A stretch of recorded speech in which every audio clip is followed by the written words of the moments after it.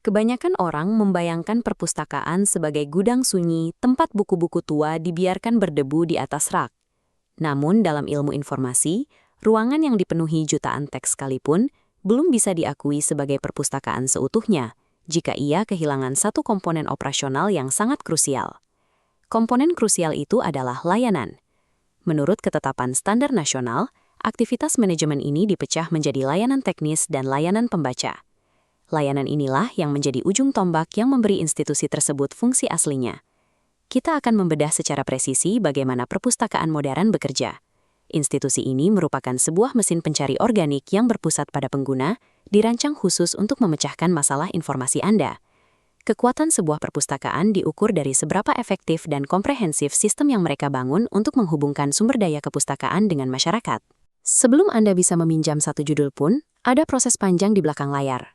Melalui layanan teknis, para staf perpustakaan secara metodis mengadakan, mengolah, dan membuat katalog setiap bahan pustaka agar siap diakses.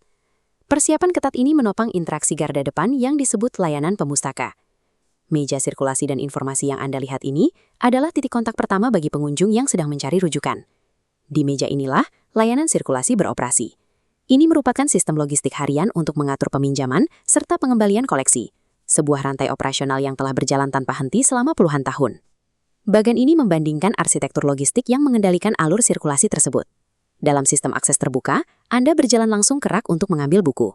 Dalam sistem akses tertutup, rak diberi pembatas dan Anda memerlukan bantuan petugas untuk menavigasi serta mengambil data. Titik friksi pada akses tertutup sengaja diciptakan untuk menjaga keamanan koleksi yang rapuh dan langka.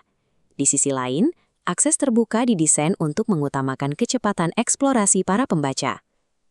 Sirkulasi merupakan sistem penjagaan gawang yang terstruktur rapi.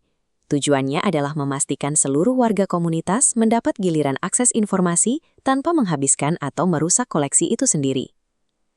Lalu bagaimana jika Anda memiliki sebuah pertanyaan yang sangat spesifik, tetapi tidak tahu buku mana yang memuat jawabannya? Pustakawan di layanan referensi bertindak sebagai mitra penelitian Anda di waktu nyata.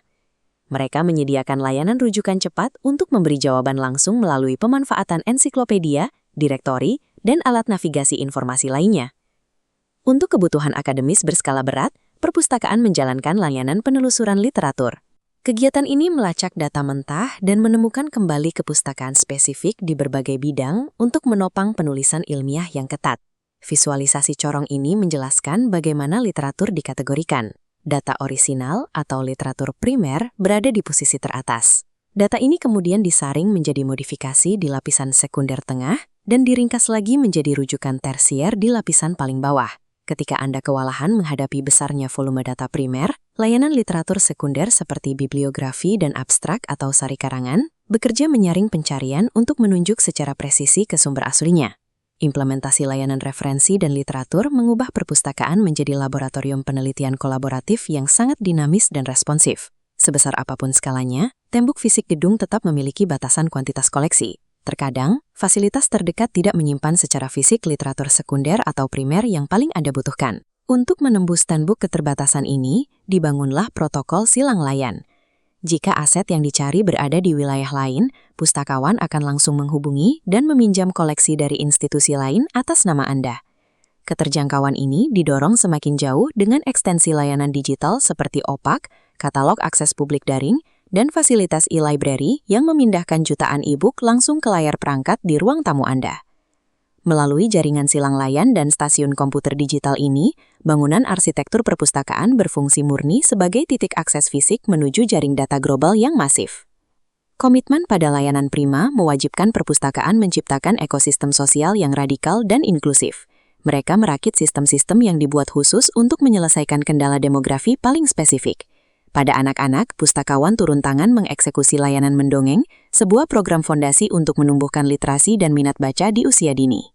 Institusi ini menegakkan keadilan akses dengan menyediakan koleksi huruf Braille dan buku audio bagi pemustaka berkebutuhan khusus, memastikan tidak ada warga yang ditinggalkan di luar ekosistem informasi. Entah mereka sedang memelihara teks cetak kuno berusia berabad-abad atau mengoperasikan materi audiovisual dari media mikrofilm, mandat layanannya tetap dipertahankan secara utuh. Pada akhirnya, perpustakaan berdiri untuk memenuhi 3 fungsi terpentingnya, sebagai penyedia informasi terbuka, wadah pembelajaran seumur hidup, dan mitra ahli bagi penelitian Anda.